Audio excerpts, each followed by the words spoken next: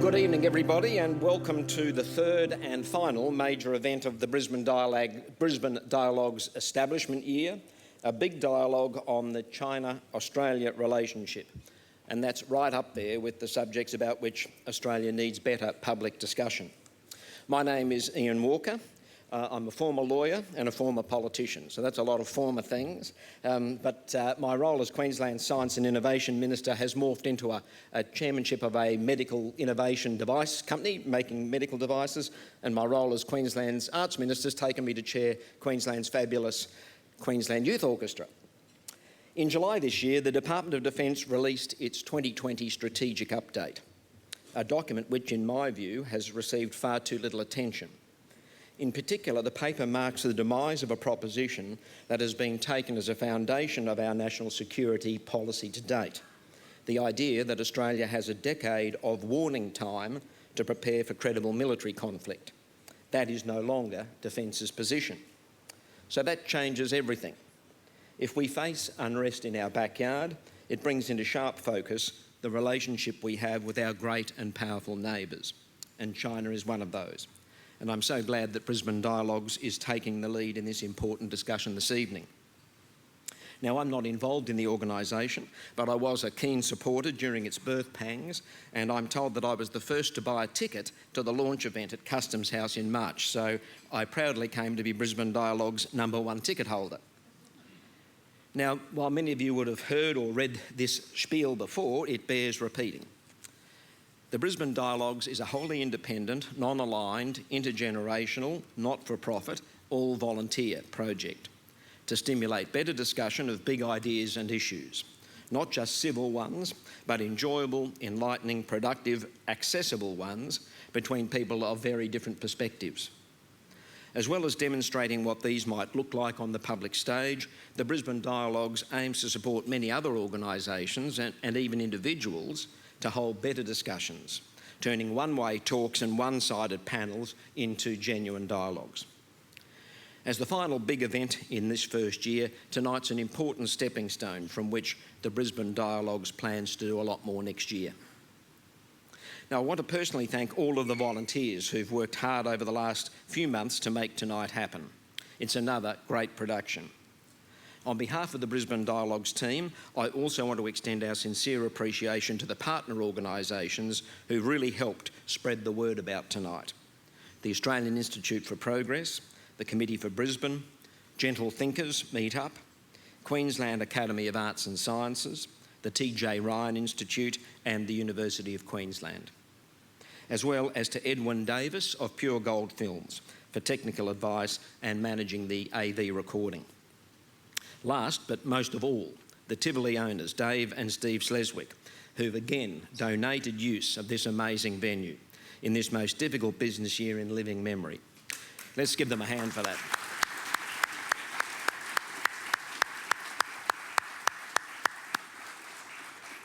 Now, the Brisbane Dialogues wouldn't have made the progress it has in its first year without their extraordinary support. Now, Dave and Steve don't ask for anything in return, but I can't help suggesting that those in the audience considering booking a venue for personal occasions or corporate functions seriously consider booking here at the TIV, which can host almost anything. I know because my last big party here was with a Queen tribute band on this very stage, so anything is possible. My predecessors as MC have used the occasion to acknowledge the traditional custodians of this place on which we are gathered, by making meaningful reference to the rich tradition of dialogue in Indigenous culture, and I would like to follow through with that. I am no expert on Indigenous culture, but my good friend Wesley Aird of the Gold Coast group, who's in the audience tonight, he says it like this: the more you learn or think about the elements of Indigenous dialogue, the more it seems to speak not only about the longevity of that culture, but about what we need to remember or learn and apply for the progress and survival of the modern globalised world. Specifically, I think for our consideration tonight, there is no chief or ultimate authority. However, some have more knowledge and authority and are better at dialogue. Inner councils of elders form organically. These can vary depending on the subject. So I suppose it's interesting to apply those principles to China itself, or even to our process here tonight. In addition to many well-intentioned amateurs like myself, we have our speakers and others in our midst with more knowledge and authority, in particular people from the diplomatic and academic world who can inform the discussions as we proceed. And so to tonight's discussion and the rules of the game. The discussion will cover some sensitive, contentious and important topics. We're going to act in this way. All participants agree to listen carefully, speak respectfully and concentrate on the content of discussions, not on characters, before, during and afterwards, online as well as offline. Now you can bowl up questions to the speakers at any time via SMS. I think the number is going to be on the screen behind me. If not, it'll come up soon. There it is. So if you have a question, the way to do it is to text to that number and our moderator will, at her discretion, sort the questions and present them to our speakers a little later. So it's now high time to welcome our speakers to the stage. Firstly, Shahar Hamiri. Shahar is Associate Professor of International Relations at UQ with a special interest in China among his diverse research interests. Please welcome Shahar.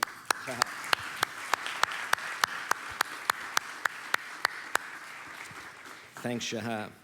Vicky Xu is a researcher analyst at the Australian Strategic Policy Institute's Cyber Policy Centre and a stand-up comedian in her spare time. Welcome, Vicky.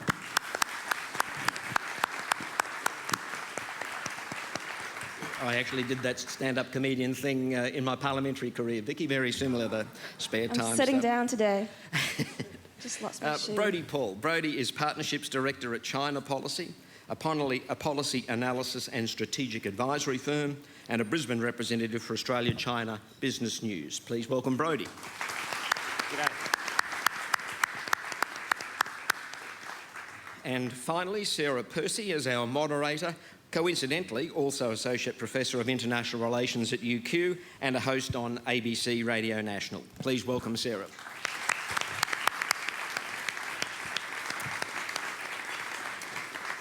So Sarah, over to you. Thank you, everybody. There we go. Is that microphone on? There we are. Hello, everybody. Thank you very much for joining us. And can I just say what a pleasure it is to have been invited to moderate this event. I think it's really, really important, perhaps as the events of the last 2 weeks in the US have demonstrated, that we learn to be able to speak really civilly and intelligently on issues about which we might disagree. So I'm really looking forward to having a good debate and a good discussion this evening. So the topic for tonight's discussion is what's at stake in the Australia-China relationship. And it's hard to think of a more important and more timely question at this point of 2020, where it seems like every day since I was asked to moderate this event, there's been another news story about China and about the Chinese-Australian relationship. And I often think about this, as you might note by my accent, I'm Canadian, and the first Prime Minister Trudeau of Canada famously said that living next to the US was like being in bed with an elephant for Canadians, that every time the elephant grunted or twitched, the Canadians would feel the response. And I often reflect on that from the context of Australia, because I think Australia gets the pleasure of being in bed with two elephants, one the United States and the other one China. So today we're going to focus on the Chinese elephant and figure out exactly what goes on with that relationship. So today we've seen headline news that John Howard has called for Scott Morrison to meet Xi in an effort to restore the relationship. We've seen increasing imposition of trade bans and tariffs. We've seen a deterioration in relations surrounding the start of the pandemic. There's a whole host of things to talk about, ranging from economics to issues of national security and where they cross over. So what I'm going to do before I turn it over to our experts is to remind you that I have over here a phone on which I'm going to be able to see your questions. And if you can send them through to me, I will try and collate them. We'll try and get to as many questions as possible. One of the great things about the system is it'll allow me to see what the big areas of interest from the audience are, so I can hopefully pull those questions out to our panel. So these are our amazing experts who've been introduced to you already. And so without any further ado, I'd like to ask all of them, what do they think is at stake in the China-Australia relationship? Shahar, do you want to start us off? Yeah, pleasure. Wow, that's very loud. I'll try not to speak too close to the microphone.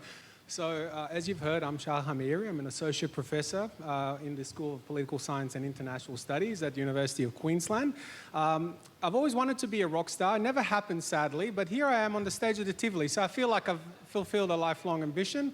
So I think I'm quite ready to walk off the stage at this point.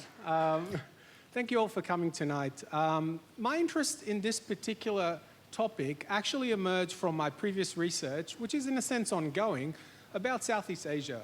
So I've been studying Southeast Asian politics, its security and development for quite a long time. And at some point, as many of you would understand, it became quite difficult to study Southeast Asia without studying China as well. Its presence in the region became very significant across a whole range of different areas, not to mention the Belt and Road Initiative, which was announced in 2013. But I was facing a bit of a problem because in trying to understand what China was doing in Southeast Asia, I came across a problem with a lot of the literature that I was dealing with on rising powers, on the rise of China. And a lot of that literature, in a sense, treated China as if it was this very well-coordinated, unitary actor, almost like a single mind. You have the man with the white cat, stroking the white cat, sitting in his armchair, and this man then orders the very different parts of the Chinese Party state to action, to do different things, and all of those different components of the Chinese Party state would then spring into action and deliver whatever Xi's brilliant mind imagined at that particular time. But being an empiricist, being someone that does a lot of research on the ground, that did not make a great deal of sense to me. I could see many problems, many errors, a lot of things were going on, not in the way that you would think that the leadership would have wanted them to happen. And even if they happened in the way that the leadership would have wanted it to happen, the outcomes that happened eventually were not necessarily the ones desired at the beginning.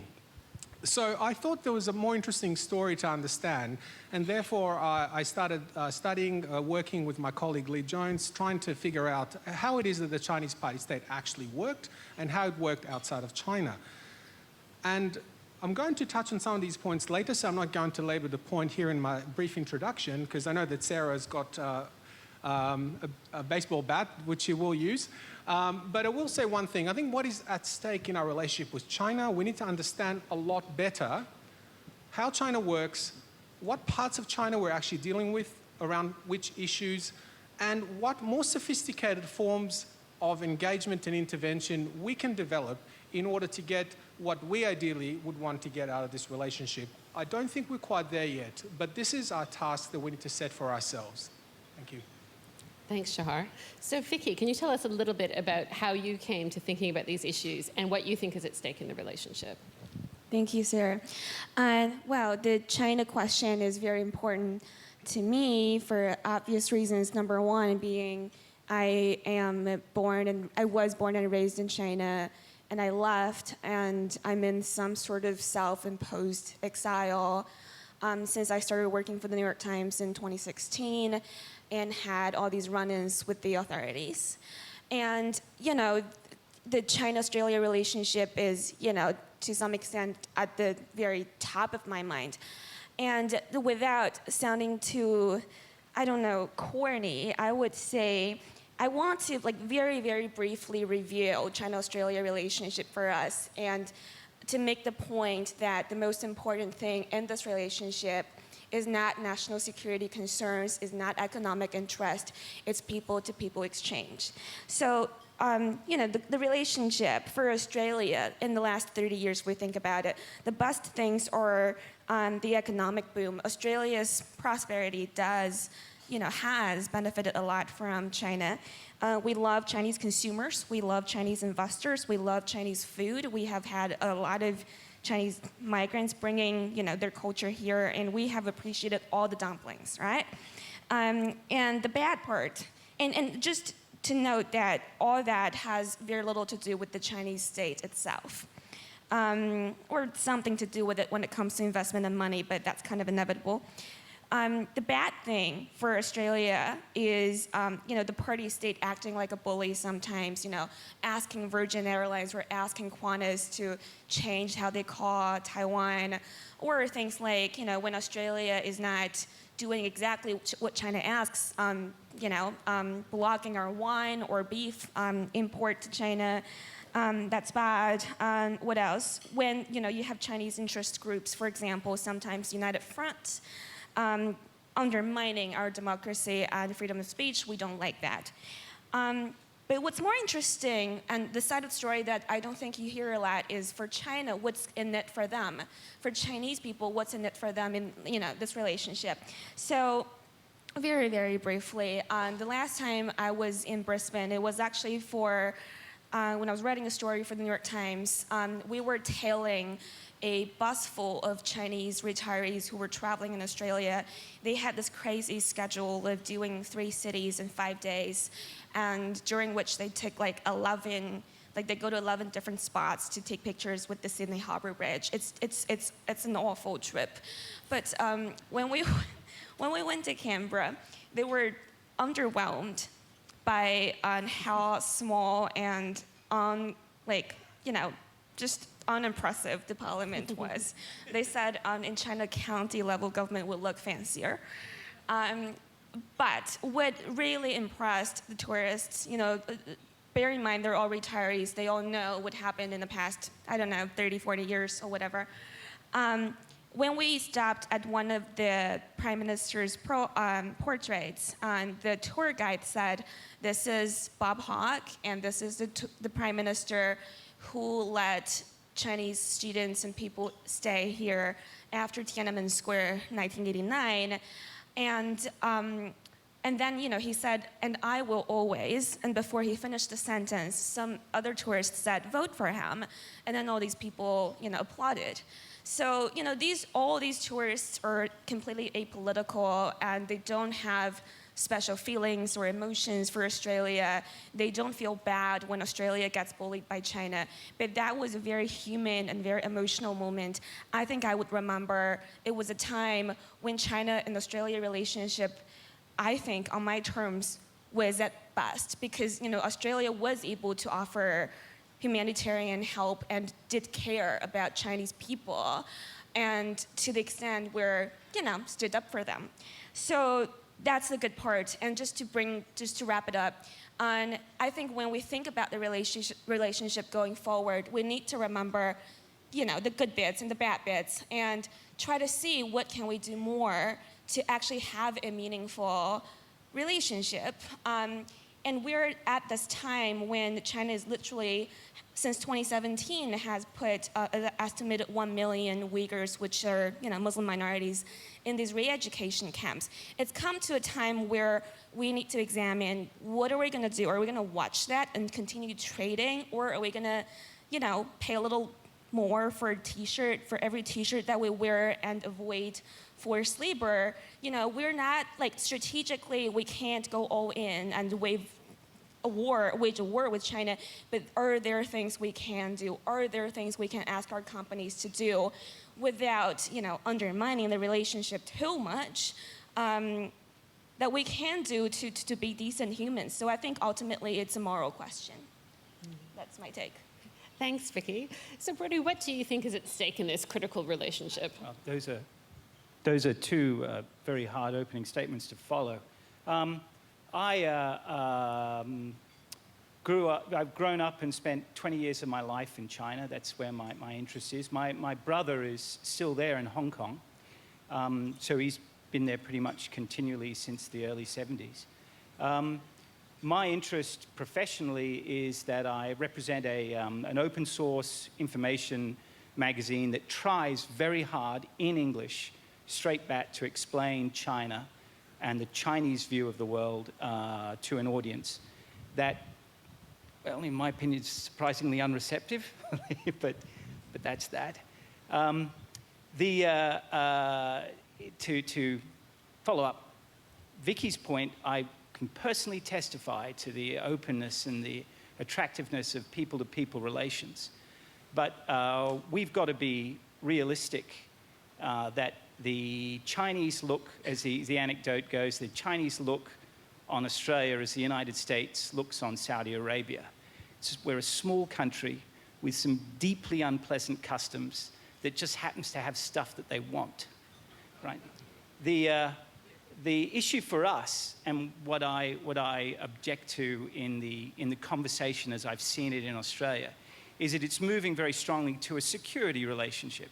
And in a security relationship, we're just going to, the immediate answer when you hand it over to the hammers is that the problem is a nail.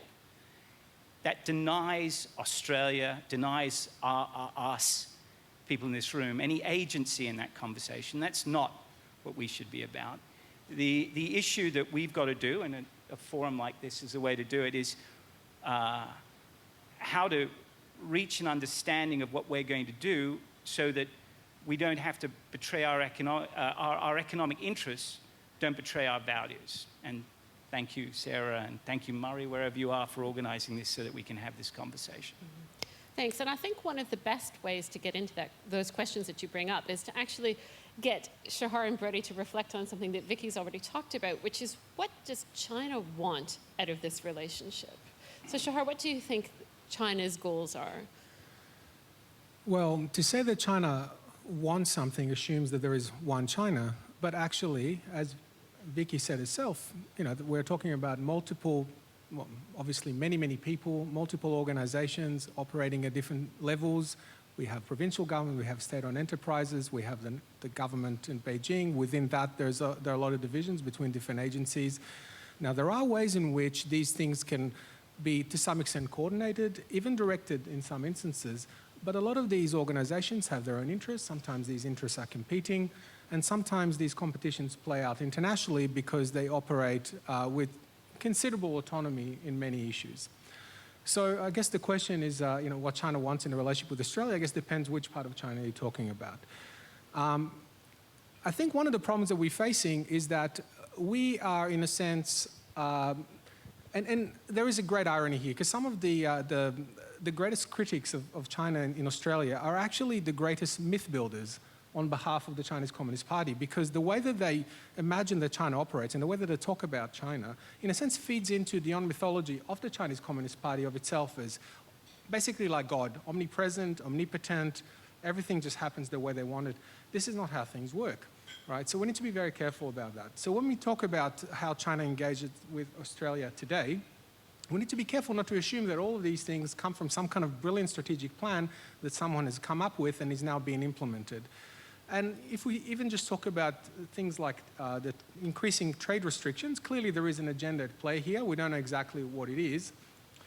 But at the same time, there are a lot of other things that are playing out. For instance, the Chinese agreement with the United States, which requires them to purchase more commodities from the United States that might be competing with us. So it may not be so much about something that we've done, but about different things that are playing out.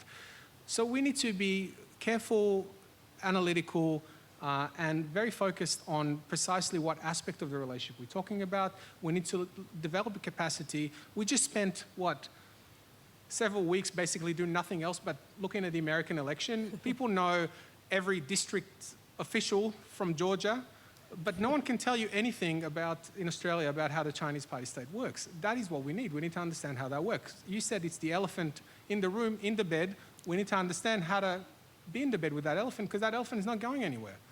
And hopefully we're not either. What about you, Brody? What do you think China wants out of the relationship? I've got to go back, and I want to make a point because I feel very strongly about this. You introduced experts, and I'm not an expert. It's right.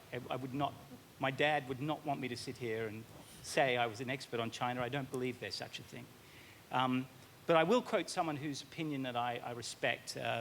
I just retired, a gentleman named Jack Culver. He's the station chief at the Asia desk, recently retired CIA Asia desk, head of the Asia desk in the United States. And that he said, if you look at what the party's objectives are for 2035, or just call it the middle of the century, there's no grand strategy for military hegemony or even domination of Asia. The Chinese, the party, in its own documentation, is quite happy to let the forces of history carrying them along on a favorable tide. The party identifies these as things like environmental degradation, political instability, a late a failure of the United States late model capitalism that is resulting resulting in the election we've just seen. And that the Chinese model will become more attractive in that it offers stability, development, and that the sacrifice you have to make is a command political structure, which is where we, coming out of our own tradition, disagree. So saying, what does China want? I think we can pretty much live with China want. The question is what we want to get out of the relationship with China, and how do we explain to China where our red lines are coming from our own political history. And I wonder also, one of the things we've seen coming to that political history is how much personalities have affected the Australia-China relationship over the past 10 years in particular. So do we see Xi as treating this relationship differently, and do we see various Australian leaders promoting or following different policies? Do you want to come in on that, Shahar? Yeah, I generally, this is going to get a little bit boring, but we talk about structure and agency. So there is a broader environment in which these personalities would work, and there is obviously room for agency. But I do think that it's gone beyond that. I think that certainly Xi Jinping personally has taken things in a more forceful direction, but in a sense, the fact that he was able to do so in the first place indicates the level of displeasure that was already there among the leadership, and the desire to see more forceful command from the top than was there previously. They used to say that Hu Jintao's decrees don't leave Zhongnanhai, the government compound in Beijing, and maybe they, the leaders of the party wanted to see something different.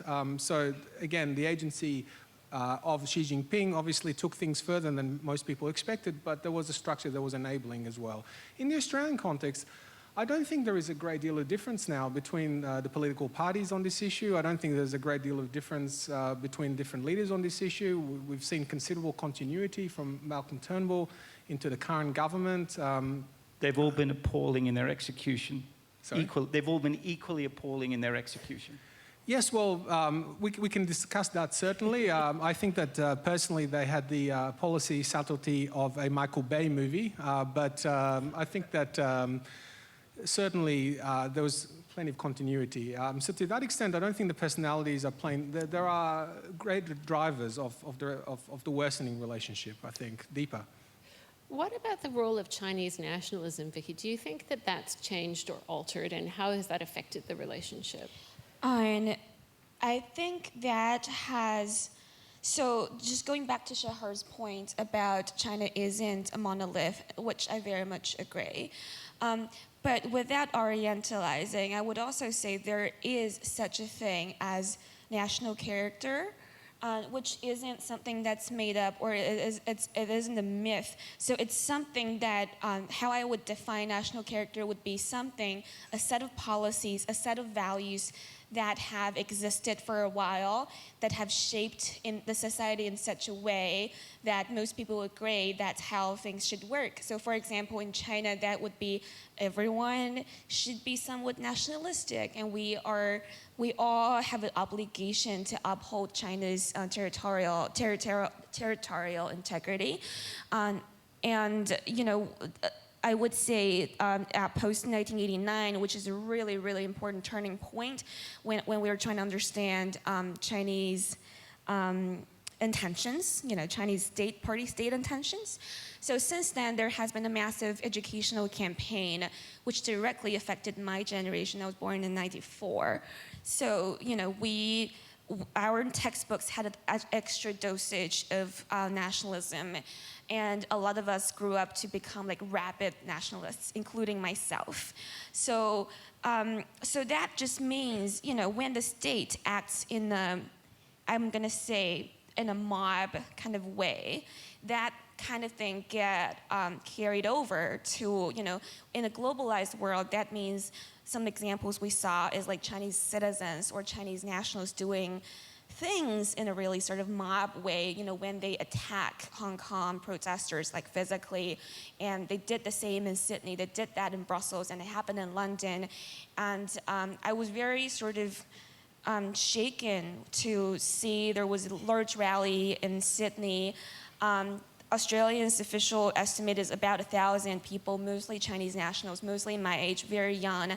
And then they were holding this pro-Beijing rally, and then somehow they spotted this man who was holding a, support human rights, Hong Kong is great banner, and then they abused him. And then later on, they physically attacked a Taiwanese man. So that's the sort of national character that get carried over that I personally worry about. It's not, security agency whispering to each other, blah and blah is a spy. Like, that's not, that sort of espionage activities happen everywhere between all the countries. But what actually worries me is my generation of people, and increasingly the younger people, or I'm not going to use the word brainwashed, but that sort of way of doing things and silencing other people into agreeing with you, that when that becomes a habit of thinking, I think that's when it gets dangerous. And that's exactly how China, like the party state, has been acting towards Australia, right? So very briefly, I would say Chinese state wants a few things out of Australia. It wants Australia to cooperate in a very pleasant way, which we haven't been doing. And it's definitely on the power trip. Like the Chinese state has all these collaborations with authoritarian and semi-authoritarian countries like Turkey, Israel, and a bunch of others. So, it's on a power trip too. It's on a trip of expanding, and it wants Australia to cooperate, and we haven't really. And as a result, we have been picked on. So these are reasons why I think the national character of the Chinese state right now is a bit of a rogue state. And because of that sort of propaganda campaign, brainwashing, whatever you call that, since '89, I worry about the impact of that sort of nationalism and that sort of national character and its effect on the rest of the world when we are such a globalized world and when people travel around and live in different countries. Vicky, I think your comments lead us very nicely into considering this question of Chinese influence in Australia, which has been very much present in the media, very often discussed. And I mean, as someone who's taken a significant interest in the Cold War recently, I think we wouldn't be surprised, as you said, to find that espionage and people wanting to influence other polities is nothing particularly new in international affairs. So I'd like you all to reflect a little bit on how much is Chinese influence a serious issue, and what ought we to do to contend with it? Brody, do you want to take a stab at answering that one? There's, without a doubt, the Chinese, the Communist Party exercise of soft power and its investment in that has been a terrific failure. A Marxist one-party government is not, just doesn't have the mechanisms to project that. And if you take a look at what the Chinese culture has to offer in terms of music and literature and food, the Chinese should be streets ahead when in fact they're moving backwards by any objective measure. The issue that, okay, so that's an aside. That they're doing it very badly is an aside. And you don't want to get into, but what about? But any international power of Chinese stature, and even some minor powers, invest very heavily in influencing the body politic of countries they're interested in. Paul Keating, at an event we were at a year ago, said as soon as he became a member of Parliament, the American State Department had their hooks right into him and rushed him off to a grand tour of Australia to show him what's for and impress him with how grateful he should be to be part of the American alliance.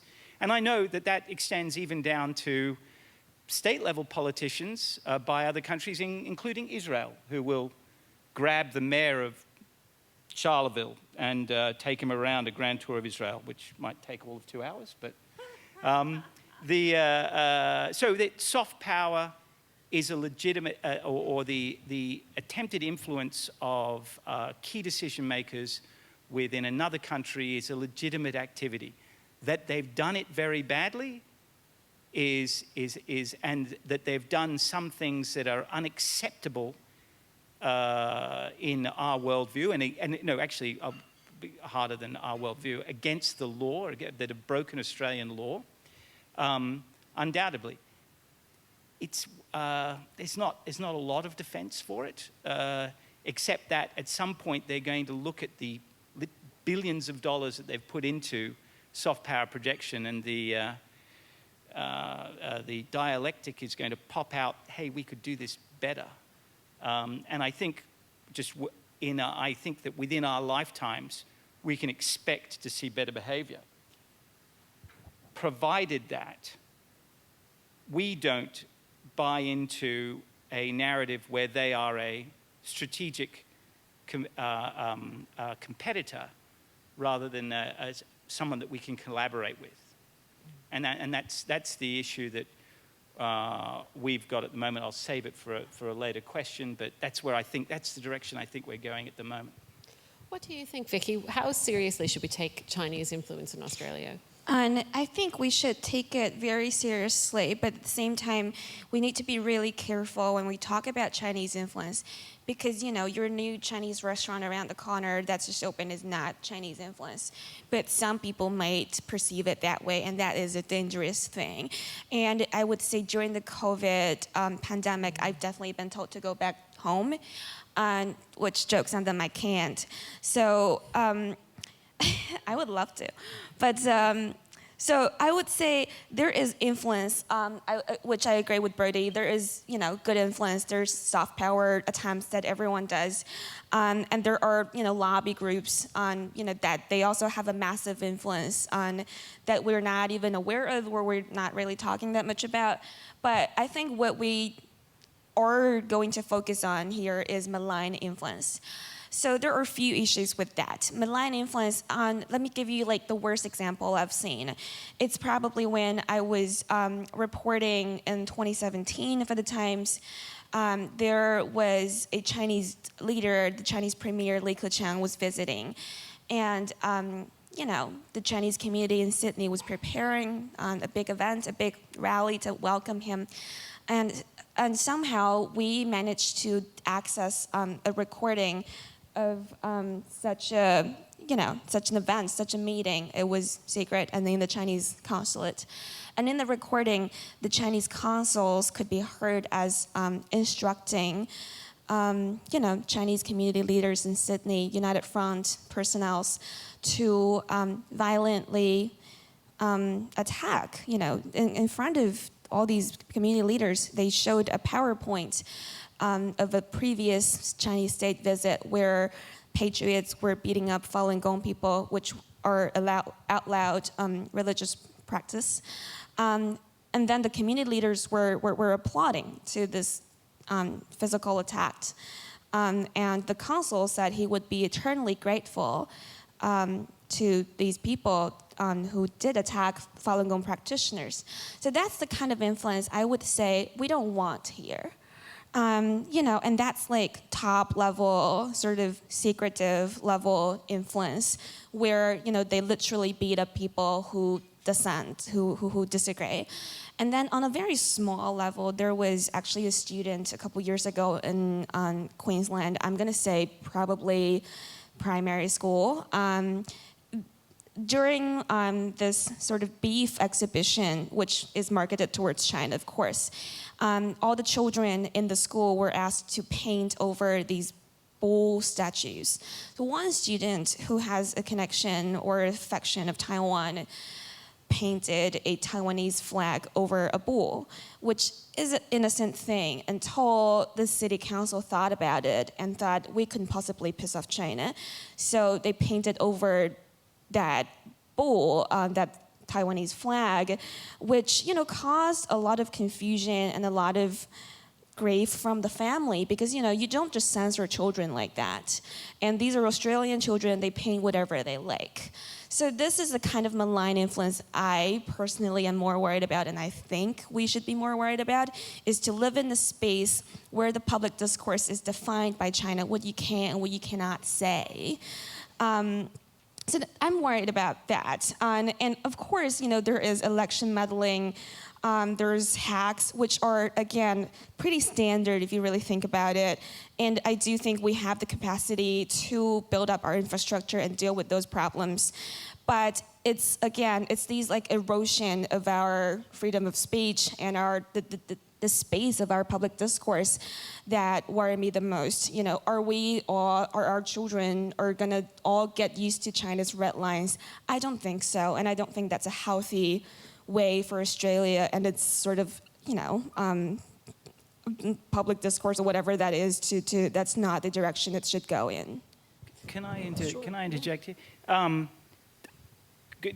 Granted, all of that is unacceptable, but the members of the audience here will remember a previous mayor of Brisbane that used to love to run up the Taiwanese flag instead of the Chinese flag, and Brisbane didn't suffer any consequences for it. In fact, opened trade and investment offices in Shanghai, and it was whenever the Premier or the Minister for Trade was told to answer for it because it can't do anything, it's the mayor. It's just not something we can do. We should be very clear that incidences of self-censorship they're internal to us. What China is reacting to now, I believe, is a pattern of behavior by the federal government that is not debated across Australia's very limited media.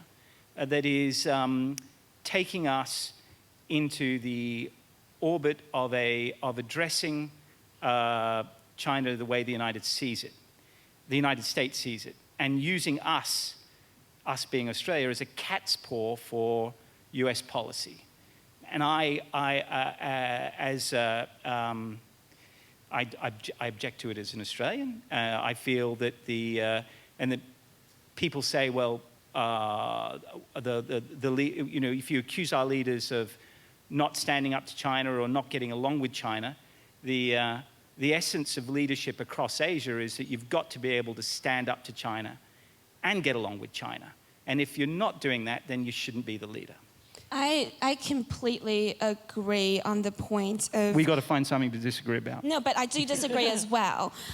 So I agree that there is a division between state and federal government on China. So from my conversations with the MPs at the federal level, I think it's perceived, especially the ones who are more concerned about China's, authoritarianism, rising authoritarianism. They're concerned that state governments are not taking this seriously enough because state leaders are more focused on state issues and short-term decisions. I'm passing the words on. I didn't say this. And they can't see, the long-term harm for Australia. The one example would be Daniel Andrews, signing up to the One Belt, One Road, which is a little bit, iffy. But I would say the second point I was trying to make is, but two things can be true at the same time. It can be true that the federal government should have consulted state politicians and state governments more about what they want with China. It could also be true that America could be trying to manipulate Australia into becoming this sort of shield for them, really, for Chinese hostility. So we, from an Australian point of view, we need to worry about both. And we also need to worry about, again, there is this crisis going on. Some people call it a cultural genocide. Other people call it a genocide happening in China right now since 2017 with the Uyghurs, and we do have about 3,000 Uyghur Australians in this country, mostly living in Adelaide. We have basically an Australian community devastated by this genocide or not.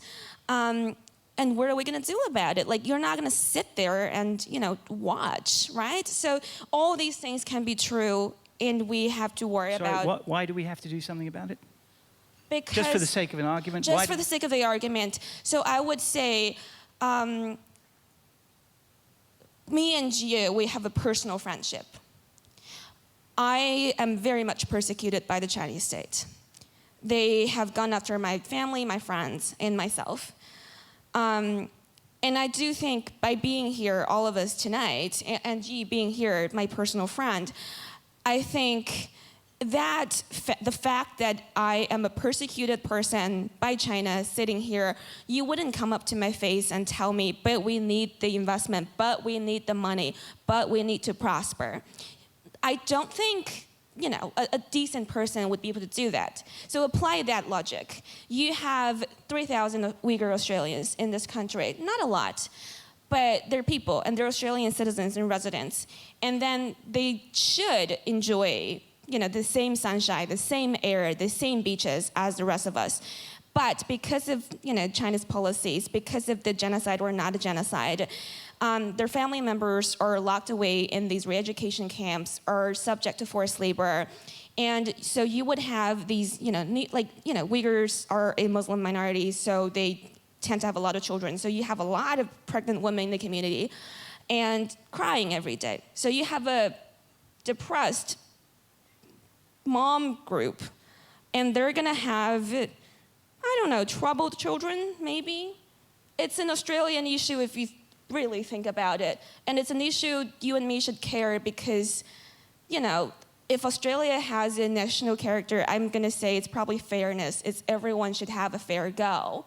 But then these people, by being Australians, are not giving a fair go, and are not getting, I would say, enough empathy and support from fellow Australians. I think it's worth pursuing this question a little bit because both the question of the Uyghurs and the question of Hong Kong are important international political issues and have garnered huge amounts of attention. I think it's worth us probing to what extent those issues of human rights violations committed by an authoritarian state should affect the Australia-China relationship, and in what facets should we see that? So Shahar, do you want to take that from me, please? That's probably the hardest question of all, really. So thanks for that. Look, I think there's no simple answer here. I think the fact of the matter is that on our own, we can have red lines, and one of the absolute red lines we should have is that everyone who is here should be enjoying the exact same freedoms, should be absolutely not threatened by any state agents, doesn't matter if it's China or anyone else. I think that should be an absolute red line. Having said that, if we just take a little segue there, I'm not 100% sure that the laws that we have in place now are the kind of laws that a democratic country would want to have, and we can have a discussion about that. Some of the constraints that are there or that are potentially going to be used in order to limit certain forms of association and so on, I have some problems with that. But that is a matter for us. But these are decisions that we have to make, and absolutely agree on that point. I think that if people are starting to self-censor, all of those things, to me, as someone who strongly believes in freedom of expression, in all the freedoms that we should enjoy here, they're really jarring, these kinds of behaviours, and I'd like to see them addressed. What we can do about what is happening in China, well, then it becomes a little bit more complicated. I think that, for instance, one of the ideas that were raised at the time, I haven't seen as much happen with it as was initially discussed, but for instance, allowing Hong Kongers, or Uyghurs for that matter, to come here as refugees freely, I'd be strongly supportive of that. And I would also be strongly supportive of any action that would constrain, for instance, the capacity of, say, products made by Uyghur labourers entering our supply chains, all those kinds of things. I think we should do as best as we can. Obviously, we can't go and literally do something about these camps or even Hong Kong, so that places us in a fairly difficult position. But by all means, I think that Australia should not be shy about speaking about these issues to the extent that they matter to who we want to be. I think that's really important. And if we take an economic hit, I think that's something we need to be able to accept. Well, okay, so I'm no. You're wrong. You're wrong. Yeah, no, not that you're wrong, but you're he's right. You're wrong. Okay, there you go. Let's let Bertie explain why he's wrong. The events in Hong Kong are at a personal level, having grown up there and still having family there, deeply painful. But it is, again, it's on us here to try and understand what is happening. There was 150 years where a colonial population enjoyed protection under a British law, which is something that we've inherited, and enjoyed separation of powers within administration. And that was removed in 1997 with some protections.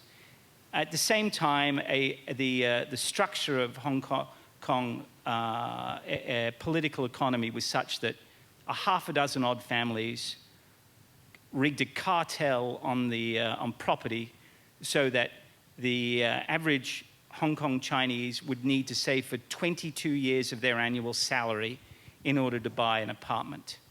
And that the final manifestation of this was an outburst of what we call in the papers pro-democracy, complaining against the rigged nature of the system. What did we really think was going to happen in China, really, in Hong Kong, when we handed it over in 1997? That there was going to be, by some process of osmosis, that the Chinese Communist Party was going to go, oh, look, separation of powers, what a great idea, we'll adopt that. That wasn't going to happen. The issue on Australia is how do we make very clear that our red lines, and I would suggest it's not the elimination of the LegCo, but it would be the persecution of those students who are standing up for what they believe in. And do we do it with a loud trumpet, saying, I remember watching them on television, the most mealy-mouthed things about, well, we'll let in Hong Kong if they were born before 97, and if they're studying here, we'll give them an extension of the visa. Made me embarrassed to be Australian. When something crosses our red line, we should be really clear about it. We will accept all Hong Kong students who are currently studying here, but otherwise, sorry, LegCo, sorry, the lambs and the Hong Kong land. You've brought what you've created over the last 20 years, and I'm very sorry about that. We've got to be realistic, and to do anything more than that is to fundamentally misunderstand how unique our own position is in an innate belief in human rights, and as a fairly unique bequest in this part of the world. And it's not shared by our neighbours. Shahar. Just to say, you're absolutely right about the political economy aspect, about the fact that property is held by a very small number of people. But unfortunately, that wasn't actually the reason why the protesters went out on the streets. In fact, one of the most striking aspects of these protests was the lack of attention to the underlying sources of many problems in Hong Kong. In fact, a lot of the protesters were celebrating the Hong Kong entrepreneurs.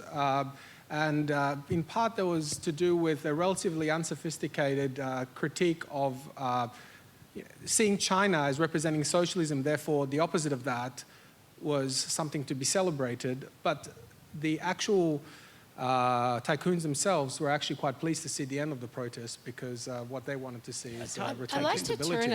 I'd like to turn us to the focus on what policy instruments the panel thinks we can sort of constructively adopt in the face of our relationship with China to deal with these problems, and in fact, whether or not there are any policy instruments that we could use. Vicky, did you want to come in on that? Yeah, I would love to. So, you know, in terms of policy, so again, you know, when I think first of all, we have to think of a way that could reasonably frame these issues. So when we think about the Hong Kong issue, or when we think about the Uyghur issue, I think it's not fair to think of them as faraway international issues, because, as I've said before, in the globalized world, we have so many Hong Kong and Uyghur population here. They are friends and neighbors. It's not possible for us to just be like, you know, if you're in trouble, then I guess you're a foreigner to me. So that's my first point. Second point is, precisely because China is such the state is, calls itself communist, but it's obviously not very communist. And it has all of the problems of late capitalism, including, I wrote a report this year precisely just about Uyghur forced labor. So, when you have these camps, re-education camps, detaining a lot of people, and then the next stage, what they did from about 2018 was moving a lot of these people to provinces to work in these Chinese factories, which then supply big companies like Apple, like Adidas, like Nike. So what this means is we're all connected to these human rights abuses one way or another, and that's just how things work in a globalized world. And what we and I would think this is a red line for most democracies. Like, I saw a lot of outrage and heard a lot of outrage from corporations, governments, and individual consumers since the report was out. But the problem is exactly what device can we use to tackle it? So Australia hasn't done much. Daniel Andrews was like, we were assured our trains are not made by Uyghurs. We're fine here. Let's go on with One Belt, One Road. Good for him. But in the U.S., there has been a Uyghur Forced Labor Disclosure Act that's been drafted, and it's passed the House. Interestingly, most of the legislators who voted for the bill were Democrats. So it was passed along party lines, which meant that Republicans who usually hate China, those Republicans usually hate China, anti-China, voted against this bill for corporation rights because of the the corporate lobby groups. So this means, we can build devices. We can improve our modern slavery laws. We can do something about it. Anything, the bare minimum, taking in refugees, rejecting forced labor. But we have to see it's a bipartisan issue. That's the first thing. And second, I think I'm getting lost here. I had a second point to make. Oh yeah, and second, we try to be realistic, right? We don't declare, China, we want you to close the camps. We just say we don't want forced labor stuff. Sorry, we just don't like those things. But the problem is that will cross China's red line because we're being realistic, and China as a state, not as a country, isn't being realistic with these things. So I think that's the dilemma. So, we negotiate. There is a lot of strategic powers and plans going on at the same time. We want to do the right thing. We don't want to wear, people's blood, but we want to do the right thing. We want to change our forced labor law. And that just hasn't happened here because Australia doesn't have enough muscles or something like that. But how do we, this is a device we can use. How do we muster enough political courage and will across the board to make it happen? I don't know. Well, and I think that maybe one of the challenges, and it leads me to something that I think we really need to shift to talk to for a little bit, is how Australia conducts its economic relations with China and what some of the consequences are of pushing back against China. And I think we need to talk a lot now about Australia's trade, the Chinese restrictions on Australian trade. So, Shahar, what do you think Australia should do about the growing trade restrictions that China is placing on Australia? Look, we can't actually do all that much in a way, in terms of preventing China from imposing restrictions. Some of these restrictions have not actually been clearly imposed. There are a lot of kind of blurred lines being worked out at the moment. Rumours that they're going to be imposed, perhaps will be imposed. There are clearer ones, like the tariffs that are imposed on barley and so on, but some of these things are a bit more difficult to pinpoint. I think that the best thing that Australia should be doing, and it has been doing that for some time, or at least should have been doing that for some time, is diversifying the markets. Now, fact of the matter is we're not going to find immediately a market of the scale or capacity of the Chinese market. We should not be walking out of the Chinese market either. To the extent that we can trade, we should continue to do so. But I think that for quite a long, well, not actually that long when you look at it, for a number of years now, especially since the signing of the free trade agreement, increasingly the eggs have moved into the one basket, and that's never healthy, right? But at the same time, if someone in China is seriously thinking that the form of don't know what you call it, someone call it trade bashing, because it's not a trade war, but there's it's a bit more one-sided in this context. If someone there thinks that they're going to attain something out of behaving in this way, I don't think that that's working out very well. And it's also been seen around the world and around the region as maybe a portent of how things might work out for other countries. Where Australia has done really well, and this is a very recent development, is with the Regional Comprehensive Economic Partnership that was just signed. We can succeed when we work in coalition, especially with countries in our region, because we're always going to be here. We can work in concert with those countries to get deals that we can live with and that we want. But in the bilateral relationship, we can't actually do all that much.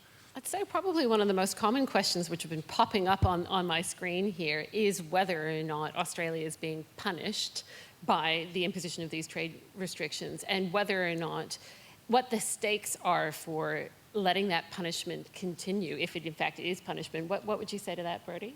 Right, punished.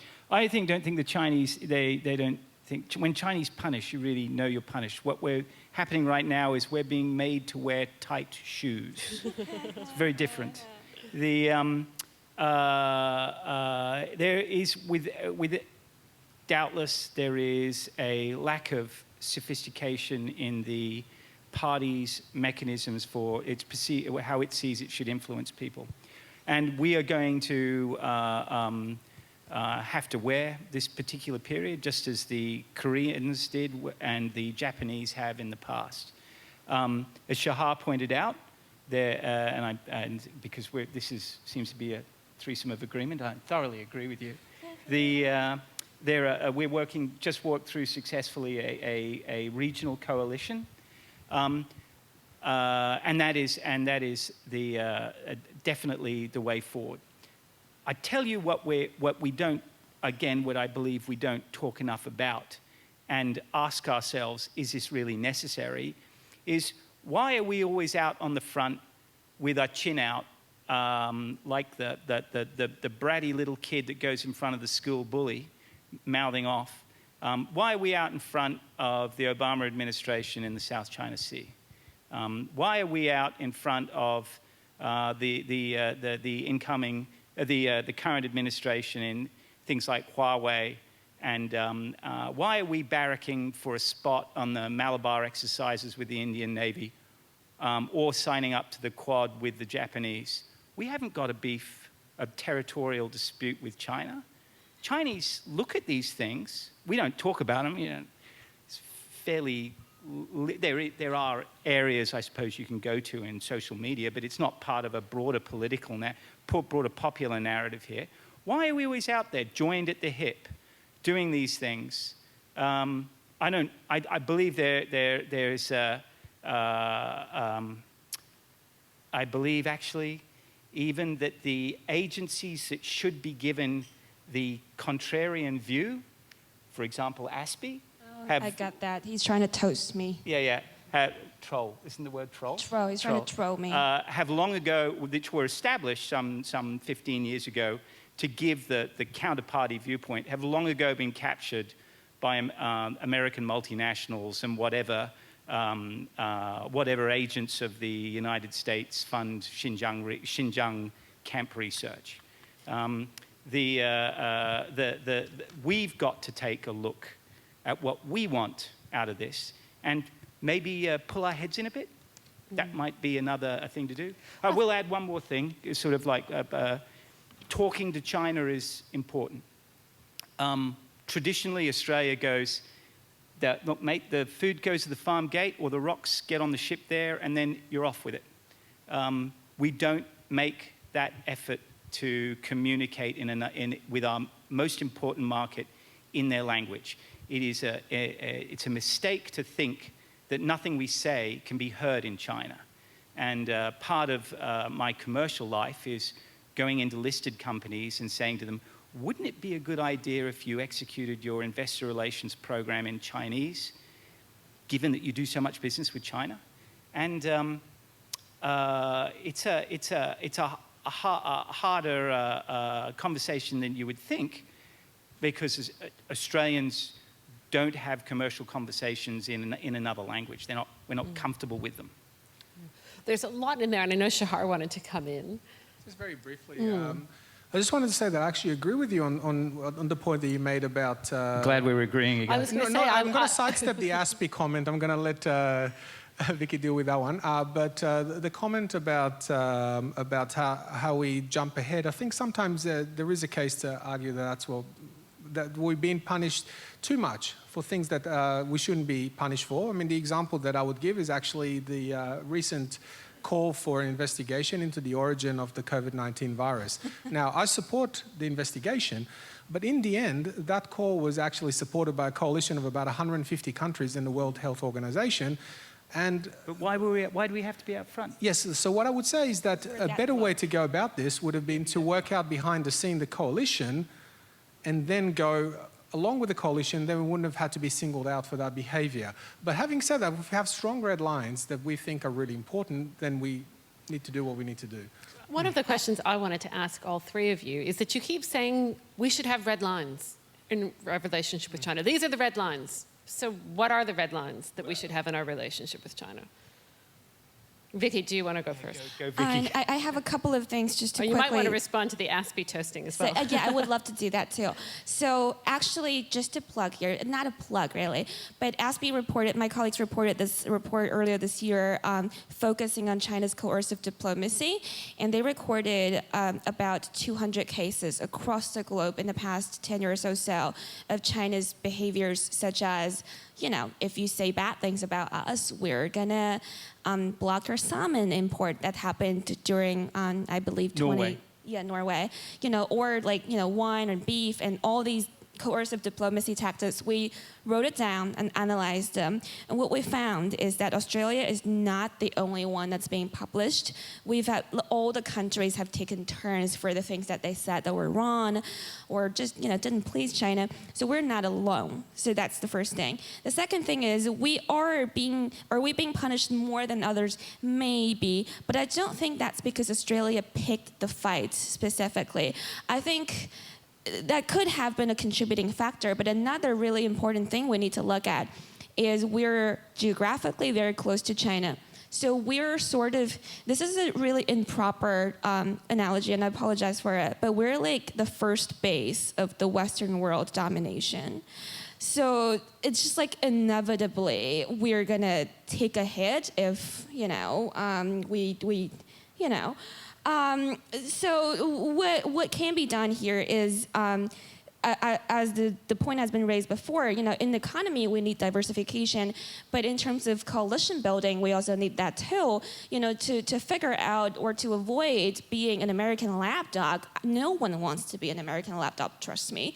We need to build new friendships across the region, and even, you know, another plug, but not a plug. I'm an advisor to this board of lawmakers from around the world called Interparliamentary Alliance on China, and it has you know, members, MPs from all over the world who are concerned about China's rise.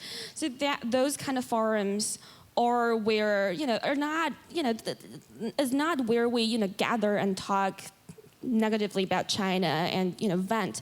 Those are places where coalitions could be built. You know, if China punishes one Western or democratic country, maybe a coalition of countries can take action because, you know, that's how you deal with bullies. Australia, like, is it a bit silly for us to always be the person who's like, no, bully, you don't do that to other people, you don't do that. You know, it's a good thing. It's a good national character to have if that can be interpreted as such. If not the most economically sensible one. But you know, I think in Australia, the popular thing is to be the good bloke and to, you know, to be the crocodile, what's his name, Dundee? But not to be like the richest person, not to be like a Clive, what's his name? Like, that's not the aspiration here. I'm sorry, I'm going into stand-up comedian mode. But to go back to the question, which was... The red lines. What are your red lines? The red lines. I think, as I said before, I think, you know, China question, to a lot of people is actually a moral question. You know, would you de-invest? Would you move your businesses? So I would just talk about this from, again, a forced labor point of view, because that's all I've worked on in the past 8 months or so. You know, since we made these revelations, a number of things happened. Some companies were really shocked that they've been using forced labor all along, and they're participating in this cultural genocide. And then they have left the region. Some countries are trying to, you know, take legal actions against us for naming them or whatever. And other companies have, you know, considered leaving the region. But what I would say to that is, for businesses, you know, it's the moral decision, and it's the not very economic, like, you know, short term. It's not very profitable to be leaving China, to be looking for a new market. But in the long term, what's going to happen is, you know, as technology advances, as the supply chain will inevitably become more and more transparent, this is going to happen at some point anyway. You would have to move away anyway, because if you keep having Uyghur forced labor in your supply chain, you're going to lose your customers, and it's a terrible look. And there are policy drivers, you know, from the American government, from the Australian government, with their own political agendas. They're going to try to block you from making more money. So I would say the smart thing, and also given COVID, which, you know, massively interrupted production and manufacturing in China, the smart thing and the economical thing to do is actually to reconsider, you know, if you cannot exclude possibilities of forced labor. So what is actually profitable, what is not? A lot of the times, the short-term and long-term decisions are going to look very different, because, you know, imagine 50 years from now, do you want your brand to be tainted with the name made by forced Uyghur labor? You do not. Yeah. So Vicky, that would be your red line. Shahar, what's yours? Actually, I wasn't going to talk about red lines so much, because I think I feel like I've covered that in a sense by talking about mostly the domestic issues that I think are really critical, where we need to maintain the red lines. I just wanted to pick on the point about diversification. I think that we need to think about a little bit about how, you know, how China's economy operates in a sense. And there has been a trend for quite a long time now, going back to maybe 2005, of increasingly reducing, in relative terms, the imports relative to GDP. Given that the Chinese leadership, and there have been a lot of mistakes in the process and so on, but broadly speaking, wants to prevent China from being stuck in the so-called middle income trap, which is the low value added, doing things that are, you know, manufacturing for others for a relatively low cost. So as part of that process, it has reduced the imports into the Chinese economy relative to GDP dramatically. We're talking about from about 25% in 2005 to about 9% now. Granted, the Chinese economy has grown dramatically, but the trend is fairly clear. There is an attempt to reduce the level of imports, relatively speaking, into the economy. Now, there's still plenty of opportunities to profit in China, we know that. But we also need to be mindful of that dynamic. It's a long-term process, it's working out, so we need to think about how we're going to diversify anyway, irrespective of these issues that have been raised here. So I think that that's just the clever thing to do, given the context. I want to turn us now a little bit away from the trade issues, about which we could talk about. One of the challenges of this topic is we could probably spend a whole Brisbane dialogue on each one of the facets of this relationship. But I have a lot of questions that are coming in, and I want to turn us to issues of international security. And in particular, the question that's coming up most is about Taiwan. So what relationship does the Taiwan situation have with the broader Australian-Chinese relationship? And are there scenarios about Taiwan that Australia should find worrying? Brody, do you want to answer that for me? Actually, Taiwan would be my one red line. I give him, Shahar's made some excellent points about getting a more granular understanding of how China works, how China operates, had the arc of Chinese policy development. It is still very much a centrally organized, and we're not doing that, and we should do that. Off the coast of China, there is a country that almost the same population size, 20 million Chinese, and they have made, more so than Japan or Korea, the leap to I believe, a culturally absorbed, the concept of the rule of law, separation of powers in a democracy very similar to Australia's. We've got to find a way to say, very, very quietly but very firmly, there is only one China, and no, any sort of military intervention across the Straits of Taiwan is unacceptable to Australia. Okay, that being said, that does not mean that we need to lead with our chins in Xinjiang, that we need to lead with our chin, that we need to be out there first stomping on Huawei or partying with the Indians or telling Shinzo Abe what a great idea it would be if we could go participate in the next flyover in the Shinjuku Islands, which is sort of the direction that we're going at the moment. There's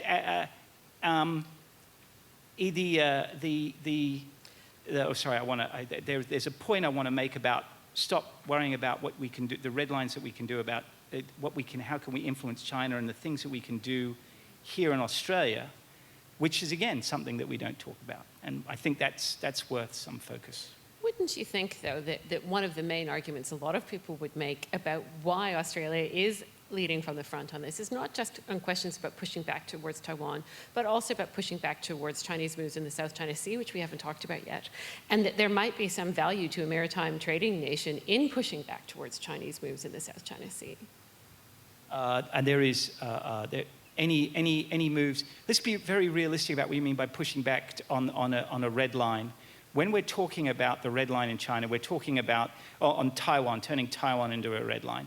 We're talking about pitting our potential contribution in a military conflict, which is minuscule. You know, never mind the $450 billion that the Americans are going to get. What I'm thinking of here, Brodie, is it. that you keep having a go at the Quad, and you keep having a go at the Malabar exercises, and some people would say there's a sound reason to have those exercises, and that is about providing a reminder that the immediate Indo-Pacific South China Sea region area of maritime space should be left fairly free, and that there's nothing necessarily new about Australia pushing a freedom of navigation argument. But why us, and why all the time? You know, where's Korea? Where's Japan? Where's the Philippines? Where's Malaysia? Where's Singapore?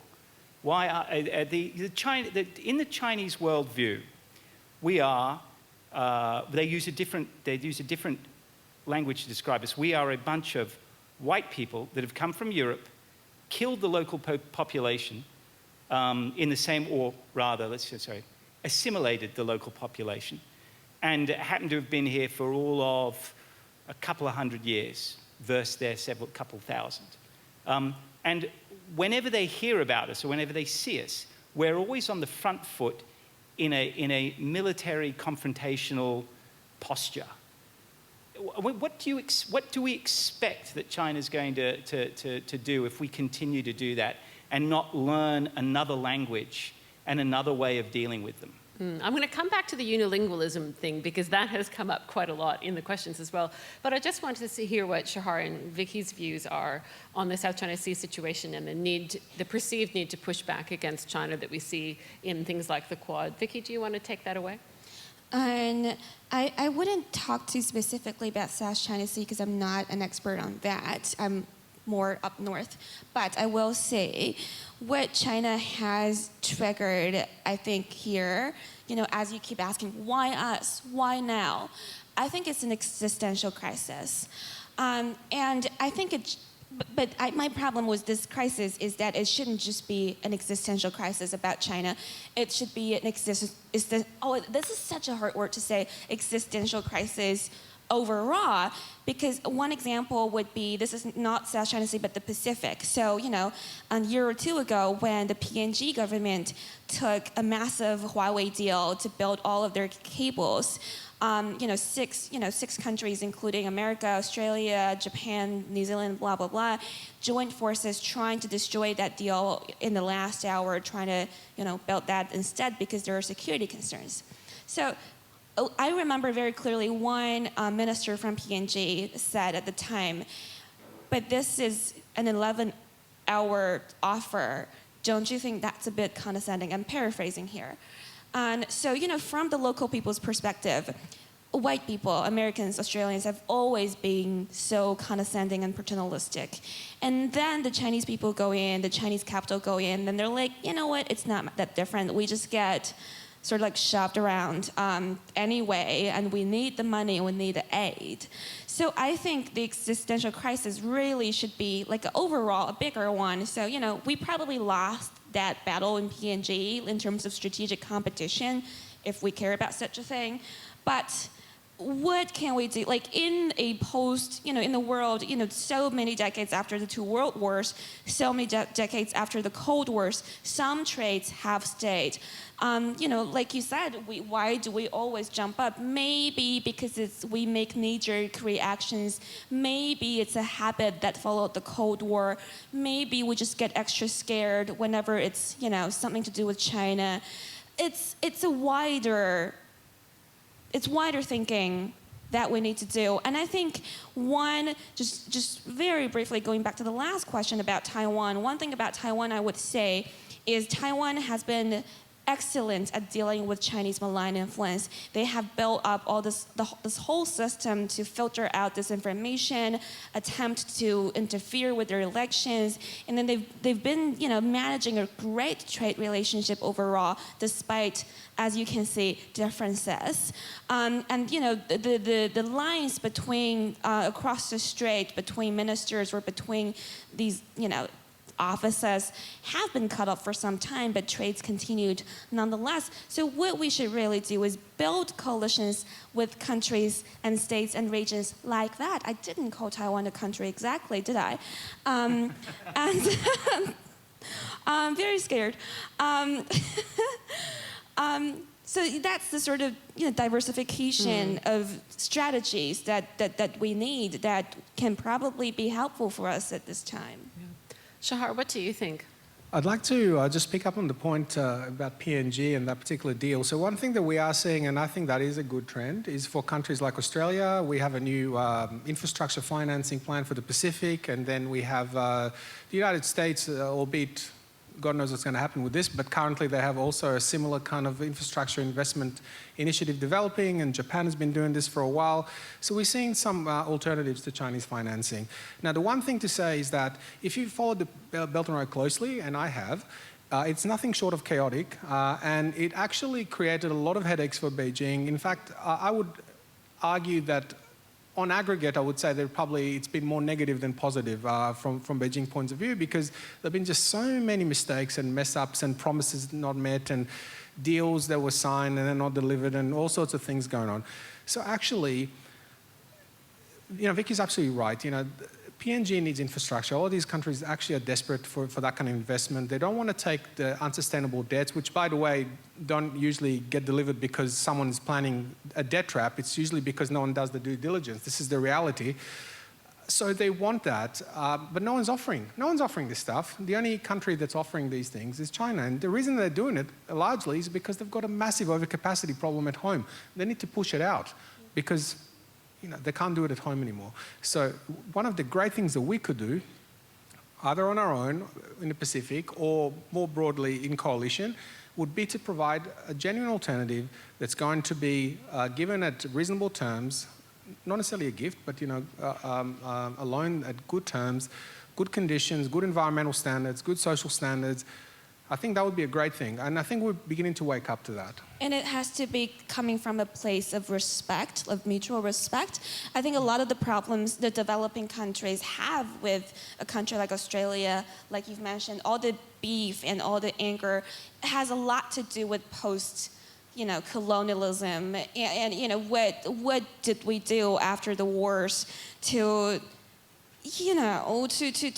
mend the gap and to fix the hurt feelings. We've never done anything about it to this day. I think a lot of population in the Pacific feel like they're treated by Australia in a really condescending way, and we've just got to do some soul searching over there as well.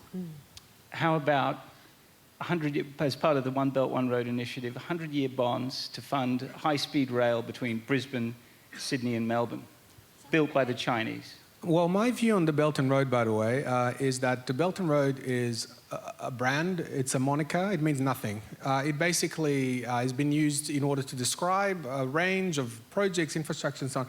So MOUs mean nothing. What matters is specific projects. So you've got to look at the terms of the particular projects, what terms, what technology is involved, how it's going to work. You got to get granular with the Belt and Road, because that is the only way to understand it, is from the bottom up. I used to feel that way, Shahan, but I'll respectfully disagree. But it's really, it's a very geeky subject for this audience. Coming to that granularity, though, and as I've hinted, one of the other, several people have asked the same question, which is, how do we function as Australians in a granular way with China when people don't have enough language experience and people don't have enough knowledge of the Chinese political system to really understand how to operate effectively? So I think that we can probably take those things largely as read, but what do we do about it? How do we begin to improve the situation so that we can be more knowledgeable? Well, you can engage with media consultancies that do understand Chinese, and I'll hand out my business card afterwards. Or ASPI. Yeah, or ASPI. Look, there are the things that you can do, and then there is the things that are counterproductive. And the path that looks like we're going down now looks to me to be counterproductive. There's legislation up in front of Parliament at the moment that is going to limit the ability of state organisations at the state and national level to pursue their independent conversation with China. It's really, apart from being, antithetical, I believe, to trusting the population to do the right thing. It's stupid. It's worse than, it doesn't work. It'll make every time we say at a state or a local or an educational level, every time we say no to China, it'll be perceived as a political slight. I don't know what they're thinking.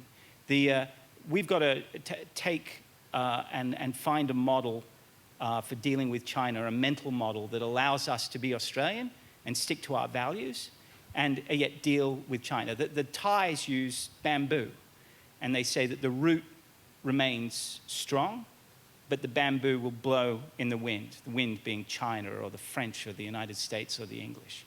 And we've got to find that same center of gravity. And I wish our education systems luck in getting an exception to this particularly stupid path. We have about 2 minutes remaining, so I'll give first Shahar and then Vicky a chance to wrap up with any final thoughts partly involving what we should do going forwards. If you had to wave your policy wand and make something good happen, what would it be? Well, I think we're starting to move down that path by actually getting a little bit smarter about what we want to do, by forming coalitions to achieve the objectives that we have. I think that should be our focus. Ultimately, we need to get a clearer view on what we actually want to achieve out of this relationship with China, but going well beyond that, and develop the capabilities to achieve that. Let's put it this way, some of the, if I'm allowed a plug for our sector, some of the recent changes that have been made to higher education are not going to support those capabilities. I think they're going to erode them even more. So we need to build up those capabilities, but as Brodie said, and as Vicky said too, we need to make sure that we don't throw the baby out with the bathwater. We don't want to lose the things that that make us want to live here. And that's what we should be focusing on as this relationship develops. And I'll leave the last 1 minute to Vicky. Oh, thank you. And I think my final words would be in a subject as complicated as China-Australia relations, we have to understand multiple seemingly contradicting things can be true at the same time. It can be true that there are Chinese interest groups, including the United Front, that are trying to erode Australia's, democracy and freedom of speech. That's true. And there's also a lot of anti-Chinese or anti-Asian racism in this country that never died. That has always been there. That's also true. So we have to deal with both problems at the same time. And one of the solutions I would propose is you need to actually, for us to have a truly and meaningful multicultural society, it doesn't mean that everyone goes to a Chinese restaurant. It means letting, Chinese people, Greek people, or Israeli people, whatever they are, do the thing that they can do best. That letting them getting into positions and rooms and being invited to tables to talk about what they know. So our problem is right now in our newsrooms, in our universities, in our security agencies, I don't think there's nearly enough people with the cultural sensitivity and knowledge and language skills, and that is a shame. So definitely we need to basically actually practice multiculturalism personally to solve this problem of understanding China, because if you don't put the right people with the right skills there, well, you're not going to get that knowledge. And I remember, very, very briefly, when I started working in journalism, working for a very high-profile program investigating Chinese influence. I remember, the producer came up to me and asked, Vicky, we're going to be in Melbourne tomorrow, and we want to shoot a cultural scene. And I was like, what cultural scene? And she said, well, Chinese people singing red songs in the park. And I said, well, that never happens. No one sings red songs voluntarily. No, literally nobody, not even the most loyalist communist. And then they wouldn't believe me. They asked me, demanded that I find, and I was an intern, I was a student then. I had to find them Chinese people singing red songs in the park, and it didn't exist. So that's the kind of thing we definitely want to avoid going forward, to have any kind of constructive or any kind of valuable research. And just on that, I would end, and I would say, at ASPE, which is perceived as an American lapdog, we do get some American fundings, but a lot of that is being channeled to do Uyghur camp research, because not a lot of other think tanks have the kind of guts to do it, and not a lot of other entities have the money to do it. So I think, I don't really see what's wrong there. No one else would fund us to study the Uyghurs. So I think that's a fine thing, and I think that's what Australia should do going forward, putting the money and the talent in the right place and actually really try to understand better. Great, thank you. And thank you to the audience for all of your questions. I hope I managed to weave most of them in through, but I think I'm going to turn it back over to our MC, but I understand that you're going to get a chance to chat with our amazing panelists afterwards. So I'll just bring Ian back on. Thanks very much, Sarah, and thanks to our speakers. I'm going to ask Simon Bowler to do a formal vote of thanks. Simon's a great supporter of Brisbane Dialogues. Murray tells me that he's also the ultimate volunteer, really putting his shoulder to the wheel. So, Simon, would you like to give some thanks to our speakers, please? Thanks, Ian. When Ian and Murray proposed that we did this dialogue on China, I must say I had some doubts. I wasn't certain whether we could get a productive evening out of it, but I've got to tell you that I'm absolutely astonished and have really, really enjoyed tonight. I think it's been absolutely fabulous, and that's been down to the skills of our speakers and our wonderful moderator. Brodie, I'm going to forever have the idea of wearing tight shoes on the back foot and not leading with my chin. I think they were very wise words. Vicky, you've got more skin in this game than almost anybody else, and you obviously feel passionately and appropriately about the Uyghurs, and we salute you for that. Shahar, I'd never thought so much about the fact that China is not a single entity and that they're probably reducing their imports anyway. So this has been terrific for me. And Sarah, I think you've managed the night in a consummate fashion, keeping the discussion on track and weaving in people's questions. So please, let's thank everybody.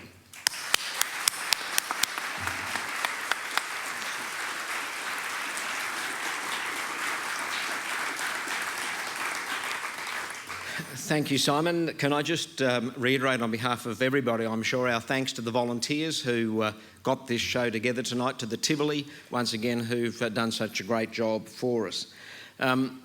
Brisbane Dialogues has had its establishment year, and we've grown and established, I think now, a pattern that's well recognised in the city, but the plans are to go even bigger next year.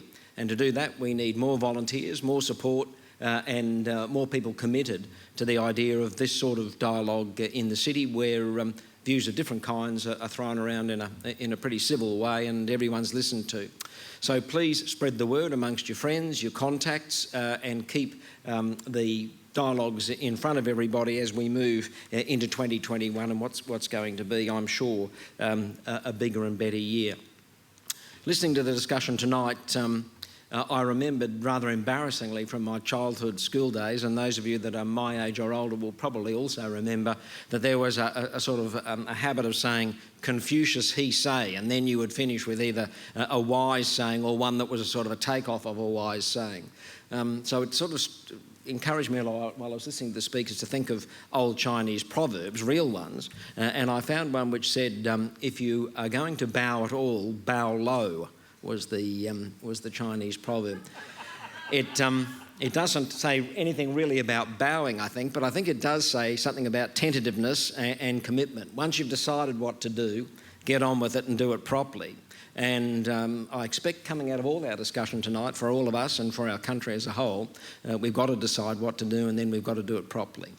So thanks once again to the speakers. The speakers are going to join us for drinks and whatever you wish to do by way of mingling afterwards. So please continue to enjoy the party here at the Tivoli, and we'll see you for Brisbane Dialogues next year.